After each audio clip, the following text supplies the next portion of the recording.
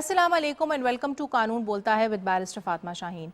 नाजरीन, पाकिस्तान का constitution more particularly article 23 of the constitution बड़े पर्टिकुलरली ये बात स्टेट करता है कि हर पाकिस्तानी सिटीज़न के पास ये राइट है कि वो प्रॉपर्टी को एक्वायर कर सकता है, उसको होल्ड कर सकता है और उसको डिस्पोज ऑफ भी कर सकता है, subject to the constitution and subject to reasonable restrictions जो कि पब्लिक इंटरेस्ट में हों और जो कि कानून के तहत हों। हैविंग सेड दैट, ये जानना बहुत ज़रूरी है कि जब हम बात करते हैं पाकिस्तान में बाइंग की, जब हम बात करते हैं पाकिस्तान में सेलिंग के हवाले से, प्रैक्टिकली इस तमाम ट्रांजैक्शन को रेगुलेट करने के लिए क्या कवानीन मौजूद हैं, इन कवानीन के बारे में अपने आज के शो में हमारी कोशिश होगी कि हम आपको बताएं। हम आपको बताएंगे कि अगर पाकिस्तान में रहते हुए आप कोई प्रॉपर्टी खरीद रहे हैं या कोई प्रॉपर्टी बेच रहे हैं तो किस किस्म के और क्या क्या कवानीन जो हैं वो आपके ऊपर लागू होते हैं, बतौर एक बायर, बतौर एक सेलर आपके ऊपर क्या रिस्पॉन्सिबिलिटीज़ आयद होती हैं, एंड हैविंग सेड दैट अपनी अग्रीमेंट को जो है रजिस्टर कराना क्यों ज़रूरी है। इन तमाम basic yet very pertinent issues पे हमारी कोशिश होगी कि हम आपको गाइड करें। और इन इशूज़ पे बात करने के लिए मेरे साथ स्टूडियो में मौजूद हैं उस्मान रज़ा जमील साहब जो कि एडवोकेट हैं। अस्सलाम वालेकुम sir, welcome to the show. और उनके साथ तशरीफ़ फरमा है मिस शमीम तारिक साहिबा जो कि एडवोकेट हैं हाई कोर्ट की। अस्सलाम वालेकुम madam and welcome to the show. नाज़रीन, इससे पहले कि हम गुफ्तगू का आगाज़ करें, आइए रिपोर्ट देखते हैं और वहीं से गुफ्तगू को आगे बढ़ाएंगे। इंसान अपनी ज़रूरत के मुताबिक अपनी जायदाद की खरीदो फरोख्त करता रहता है। कुछ अर्सा पहले प्रॉपर्टी किसी के नाम ट्रांसफ़र करना एक मुश्किल और तवील अमल था। जब खरीदो फरोख्त की गर्ज से प्रॉपर्टी किसी के नाम ट्रांसफ़र की जाती थी तो उसमें फ्रॉड के इम्कानात मौजूद रहते थे। लेकिन वक्त गुजरने के साथ साथ प्रॉपर्टी ट्रांसफ़र के कवानीन इतने जामे और मौसर बना दिए गए हैं कि फ्रॉड के इम्कानात कम से कम रह गए हैं। अब प्रॉपर्टी ट्रांसफर का सिस्टम कंप्यूटराइज्ड कर दिया गया है और प्रॉपर्टी की तस्दीक ऑनलाइन भी की जा सकती है। जब तमाम कागजात ऑनलाइन रजिस्टर हो जाते हैं तो फरोख्त कुनंदा और खरीदार दोनों को बजरिया SMS मतला कर दिया जाता है। वक्त गुजरने के साथ साथ प्रॉपर्टी ट्रांसफर के कवानीन में जिद्दत और बेहतरी लाई जा रही है ताकि आवाम को ज्यादा से ज्यादा आसानी फराहम की जा सके। नाज़रीन, आपने ये रिपोर्ट देख दी और यहीं से हम गुफ्तगू का आगाज़ करते हैं। सर, मैं चाहूँगी for starters at a very basic level आप नाज़रीन को ये बताएं। ये तो हम सब समझते हैं कि जब हम बाइंग एंड सेलिंग की बात करते हैं तो पूरा एक प्रोसेस है जो ले डाउन किया गया है, लेकिन एट द आउटसेट ये नाज़रीन को बताएं कि क्या कवानीन जो हैं वो इसको रेगुलेट करते हैं, चाहे वो ट्रांसफ़र के हवाले से हो, चाहे वो रजिस्ट्रेशन के हवाले से हो या फिर स्टैम्प ड्यूटी के हवाले से हो। जी, बेसिक जो लॉज हैं विच गवर्न बाइंग एंड सेलिंग जो इन्वॉल्व हैं वो एक स्टैम्प एक्ट है जी 1899 का, ट्रांसफ़र ऑफ प्रॉपर्टी एक्ट है 1882 का, कॉन्ट्रैक्ट एक्ट है 1872 का और रजिस्ट्रेशन एक्ट है 1908 का। तो ये मुख्तलिफ कानून हैं जो डील करती हैं बाइंग एंड सेलिंग के साथ। और सबसे इम्पोर्टेंट चीज़ ये है कि एक बंदा जो बाइंग जो सेल डीड एंटर करना चाहता है या कोई ऐसी कॉन्ट्रैक्ट एंटर करना चाहता है टू बाय अ प्रॉपर्टी, उसकी दो चीज़ें बड़ी लाजमी है कि एक वो मेजर हो, 18 साल से ऊपर हो, बिल्कुल जी, और वो ऑफ साउंड माइंड हो।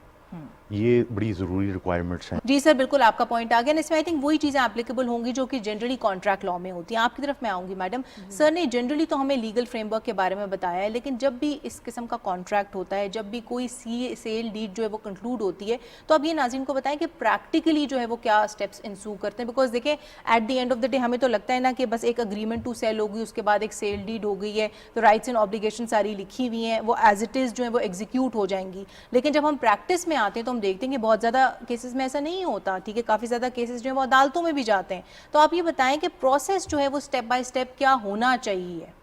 प्रोसेस एक्चुअली पहले आप प्रॉपर्टी परचेज करते हैं, पसंद कर लें नंबर 1, उसके बाद आप सेलर के साथ एक टोकन अमाउंट आप देंगे उन्हें, उसके बाद सेलर आपको अपनी प्रॉपर्टी की ऑनरशिप का डॉक्यूमेंट देगा, फोटोकॉपीज, वो डॉक्यूमेंट्स आप लेकर जाएंगे रेलिवेंट अथॉरिटीज़ में। इट कुड बी सब रजिस्ट्रार भी हो सकता है, तो सब रजिस्ट्रार के पास जाएं, वहाँ जाके वेरीफाई करेंगे। अगर सोसाइटी की प्रॉपर्टी है सोसाइटी के रिकॉर्ड में जाएंगे, अगर रेवेन्यू की प्रॉपर्टी है तो आप पटवारी के पास जाएंगे, वहाँ जाके आप करंट स्टेटस चेक करेंगे सेलर का, वेदर सेलर का नाम वहाँ पे इंटैक्ट है। नंबर 2, اس پہ کوئی لٹیگیشن تو نہیں ہے, کوئی کسی اسٹے کا اندراج تو نہیں ہے. نمبر 3 کسی بینک کے پاس وہ مورگیج تو نہیں ہے. بالکل میڈم آپ کا پوائنٹ آ گیا, لیکن سر میں آپ کی طرف آؤں گی, ناظرین کو بتائیں کہ ویریفیکیشن آف ٹائٹل کے بارے میں انہوں نے بتایا, اس پہ آپ ہمیں قانونی طور پہ جو ہے ہماری رہنمائی کریں کہ یہ ذمہ داری جو ہے یہ کس کی ہے, بائر کی ہے یا سیلر کی ہے, اور جب ہم بات کرتے ہیں کہ آپ کو ڈیو ڈیلیجنس ایکسرسائز کرنی ہوگی تو اس کا کانسیپٹ جو ہے وہ قانون میں کیا ہے؟ جی دیکھیں, ذمہ داری جو ہے obviously سیلر کا ہے to have a clear title بیچنے کے لیے. بائر کا کام ہے کہ ڈیو ڈیلیجنس کرے, جا کے مختلف اتھارٹیز سے جا کے چیک کریں. جیسے ایگریکلچرل پراپرٹی میں بڑا ضروری ہے کہ لینڈ جو انتقال ہے, جو فرد ہیں, جو پٹواری ہیں اور تحصیلدار سے, ان سے جا کے لینڈ ریکارڈ ویریفائی کرنا.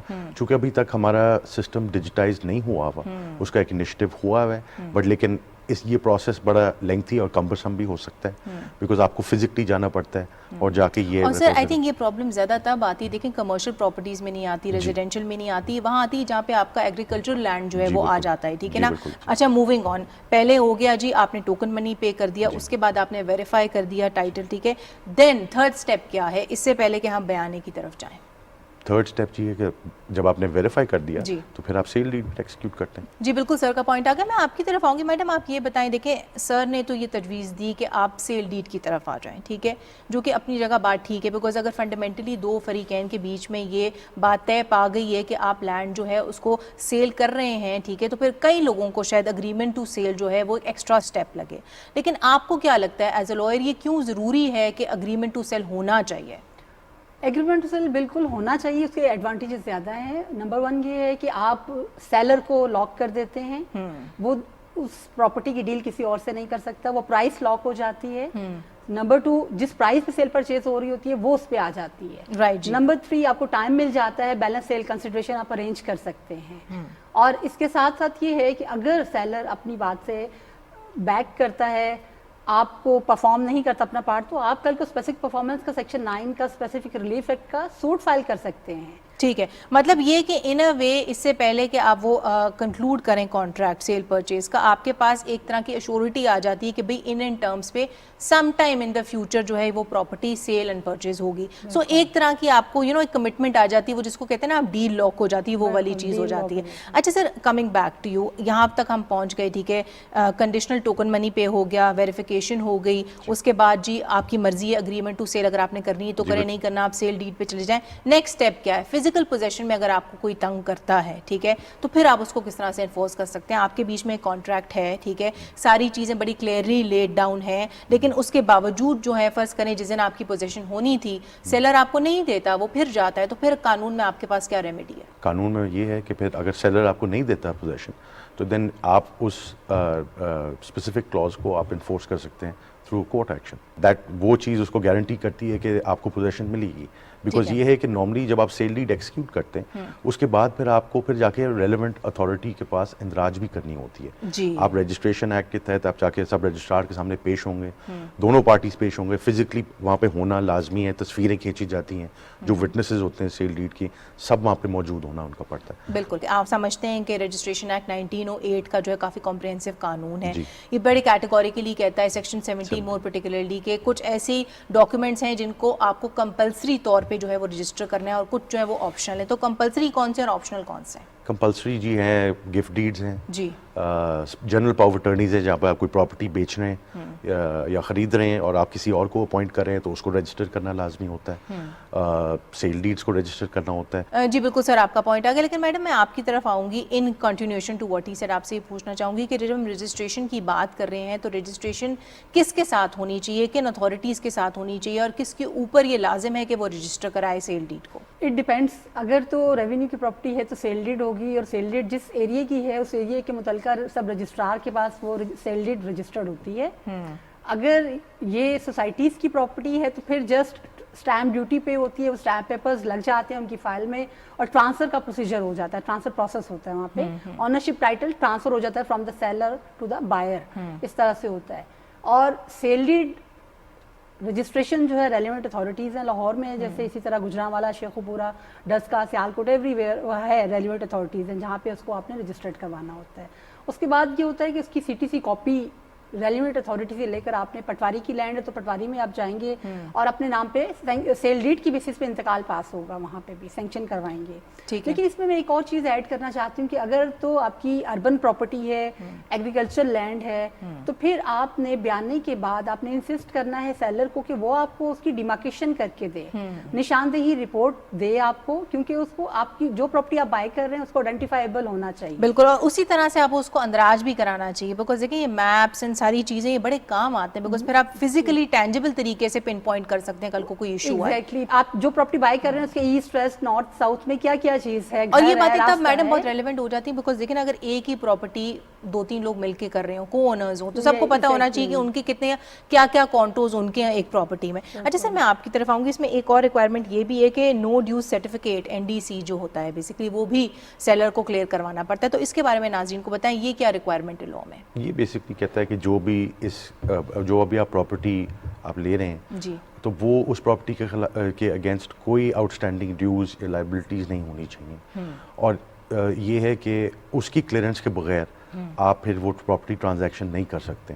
سو یہ ایک ریکوائرمنٹ ہوتی ہے یہ سیل ڈیڈ کو اور سیل کو فائنل اس کو ایکسیکیوٹ کرنے کے لیے, اس کو بیسیکلی ایک طرح سے ری انفورس کر دیتی ہے ایٹ دی اینڈ. اچھا سر, اس میں کیا ہوتا ہے, دیکھیں نا یہ تو ہم سب عام باتیں کر رہے ہیں تب ہوتا ہے جب رائٹنگ میں ہوتی ہیں اگریمنٹس.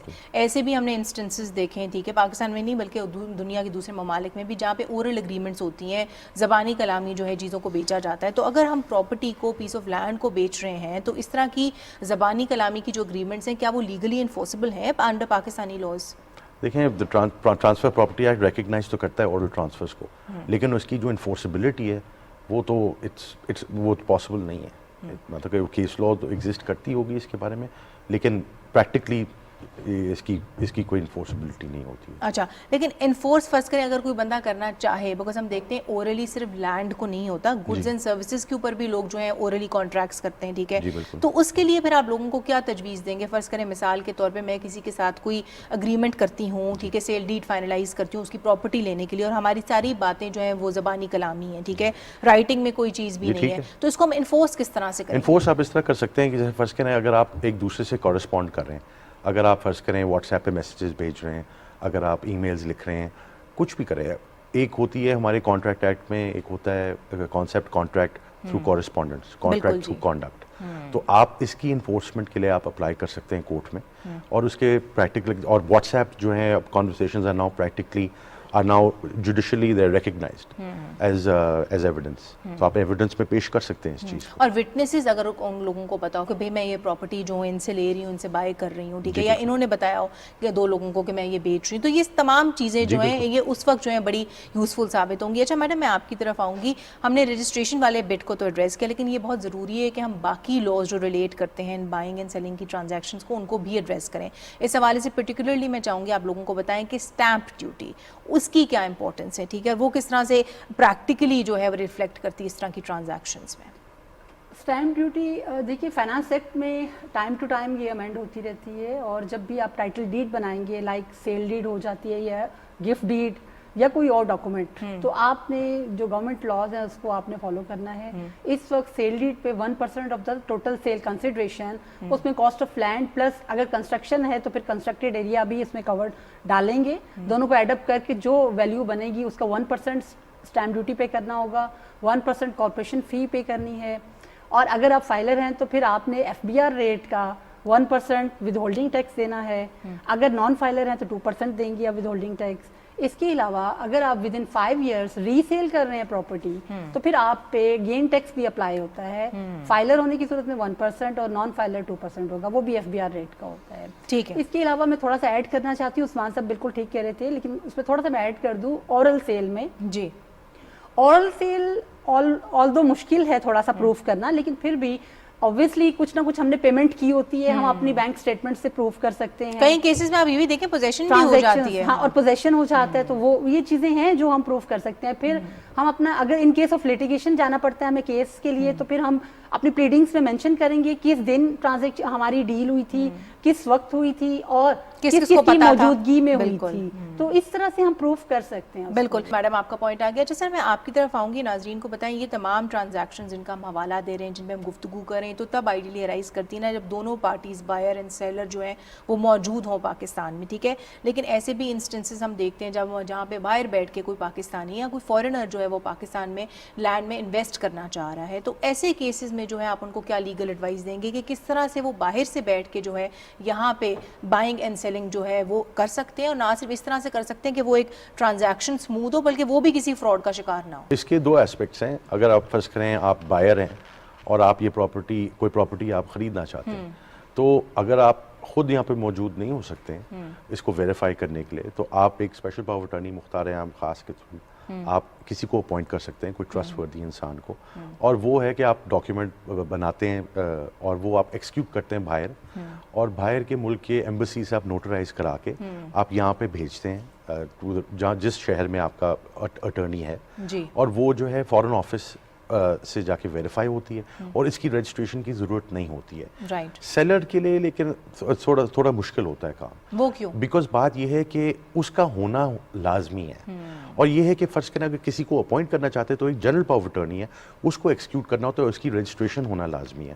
اس کا پروسیس تھوڑا سا کمبرسم اور تھوڑا سا لمبا ہوتا ہے, بیکاز یہ ہے کہ وہ پھر ڈاکیومنٹ باہر سے ایکسیکیوٹ ہوتی ہے, پھر وہ منسٹری آف فارن افیئرز اسلام آباد سے آتی ہے, پھر جس بندے کو اپوائنٹ ہو رہا ہے وہ پھر اس کو جانا پڑتا ہے.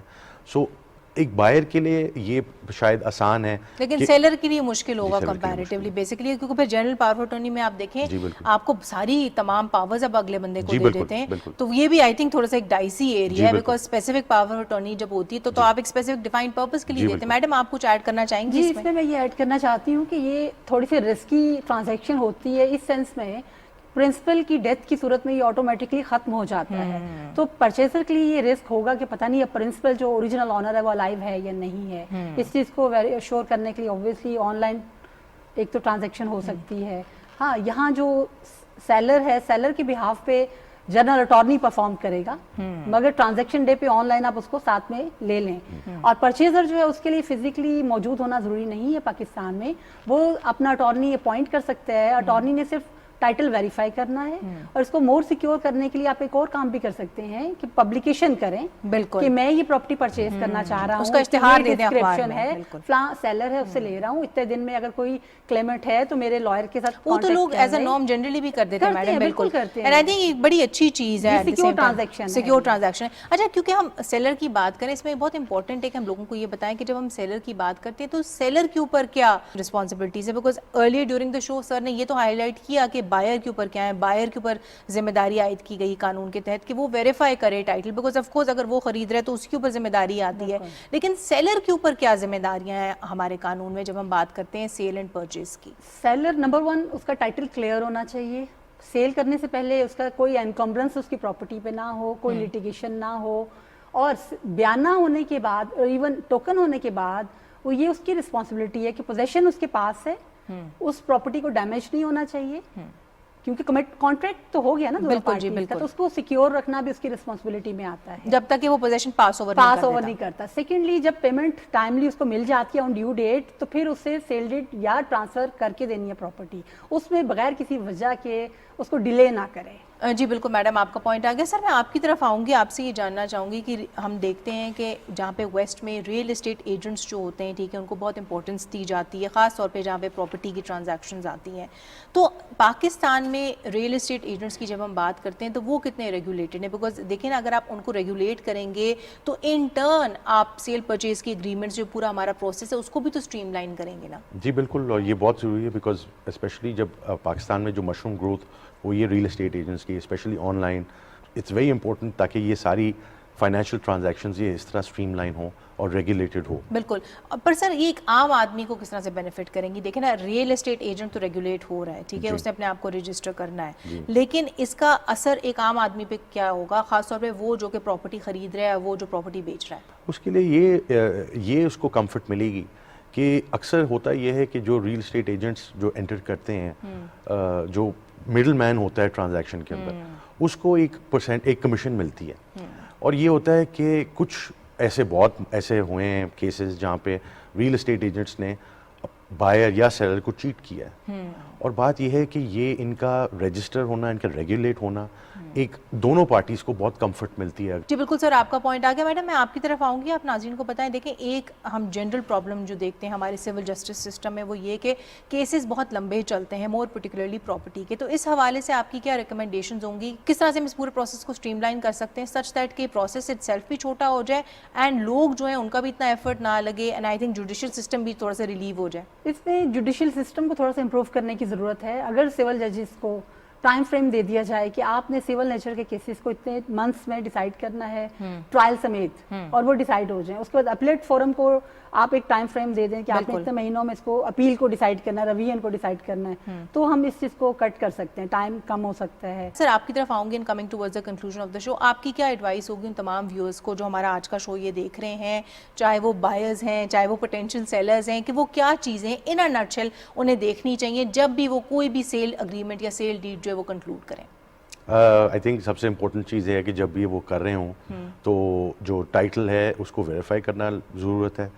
دوسری بات یہ ہے کہ میں اکثر یہ دیکھتا ہوں کہ کچھ لوگ جو بائرز اور سیلرز ہوتے ہیں وہ انویسٹ نہیں کرنا چاہتے in getting the proper legal advice. بالکل صحیح کہا. دیکھیں جی بات یہ ہے کہ ہر بائر ہر سیلر وکیل نہیں ہے, اور وکیل کا جو کام ہے ایک اسپیشلسٹ کا کام ہے, اور یہ بہت ضروری ہے کہ لوگ جو ہے نا اپنے رائٹس کو پروٹیکٹ کرنے کے لیے ایک کوالیفائڈ لائر کے پاس جائیں, اور یہ جو ریلیونٹ ڈاکیومنٹس ہیں, جو ڈیو ڈیلیجنس کا کام ہے, وہ لائر کو کام دیں, اور آئی تھنک وہ بہت ضروری ہے. بالکل, بیکاز اگر آپ اتنا انویسٹ کر رہے ہیں لاکھوں میں ایک پراپرٹی میں تو مائٹ ایز ویل تھوڑے سے پیسے اور لگا کے ایک لائر میں بھی انویسٹ کر لیں. سر آپ کا پوائنٹ آ گیا, لیکن میڈم میں آپ کی طرف آؤں گی in coming towards the conclusion of the show. آپ کی کیا کنکلوڈنگ ایڈوائس ہوگی تمام ویورز کو جو ہمارا آج کا شو یہ دیکھ رہے ہیں کہ کس طرح سے وہ مزید اپنے لیے آسانیاں پیدا کر سکتے ہیں؟ سر کی تو یہ ریکمنڈیشن تھی کہ لائرز کو آن بورڈ رکھنا چاہیے, بٹ خود ان کو کن چیزوں کا خاص خیال رکھنا چاہیے سچ دیٹ وہ کسی فراڈ کا شکار نہ ہو؟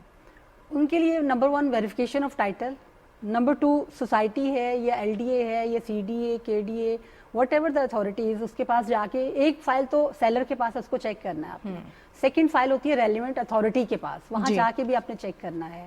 اس کے بعد اگر پاسبل ہو تو آپ پبلیکیشن بھی کروا لیں, وہ بھی آپ کو سیکیور کرے گا. اس کے بعد نیکسٹ یہ ہے کہ آپ ایک پراپر ایگریمنٹ ٹو سیل کریں. ایگریمنٹ ٹو سیل میں آپ mode of payment, total sale consideration لکھیں, ٹائم فریم لکھیں, جتنا بیانہ دے رہے ہیں وہ تھرو پراپر چینل لکھیں, through pay order, number, bank detail سب کچھ آنا چاہیے. بیلنس پیمنٹ کی ڈیو ڈیٹ لکھیں گے آپ, اور in case of default by the seller کیا ہوگا کانسیکوینسز, اگر پرچیزر ڈیفالٹ کرتا تو کیا ہوگا وہ لکھیں گے آپ اس میں.